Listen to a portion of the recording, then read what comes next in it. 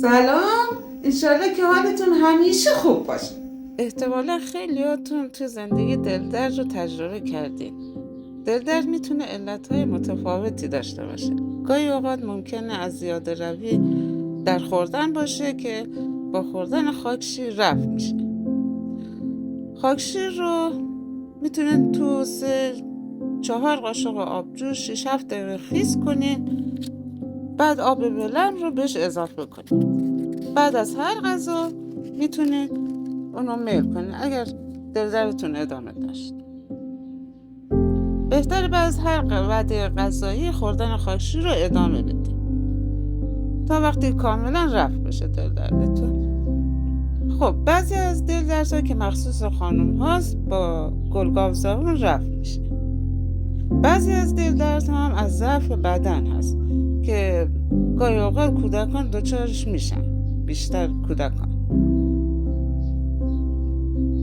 با سیب درختی، هویج آب پز شده که شیرین کننده نداشته باشه این موضوع رفع میشه.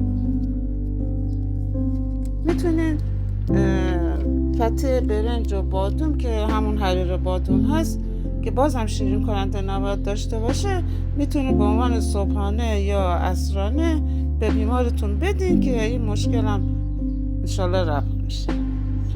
بعضی کودکان ممکنه دچار اسهال‌های طولانی بشن و دیده شده که پزشکا خوردن آب زیاد یا ORS رو تجربه میکنن. من به عنوان یه مادر که خیلی رو دیدم یا خودم تجربه کردم، اصلا نه تنها اثری نداره بلکه اثر عکس داره. کودک یا حتی بزرگسالان که اوقات در اینجور مواقع شاید تعجب کنید اصلا نباید آب معمولی رو میل کنن، باید حتما توی جوشانده هویج و سیب که به مقدار نیاز فرد یا کودک هست آبپز بشه که در واقع عصاره این دوتا رو به همراه آب جوشیده به فرد یا کودک میده. نکته دیگه اگه دیدین که این برطرف نشد، ماهی تازه آبپز شده یا بخار پز شده که خیلی مفید که به سرعت دیواره روده رو ترمیم میکنه. میتونیم با عنوان صبحانه هم حریر بادومی که شیرین نشده به بیمار بده. خب گاهی وقتا ممکن تو سفر باشی یا نتونی رژیم رعایت کنی. میتونی از قرص فورازولیدون بنا به وزن شخص بهش بدیم. خیلی کوچیک باشه که با نصف قرص فورازولیدون برطرف میشه. بنا بر سلامتی بیمار داره.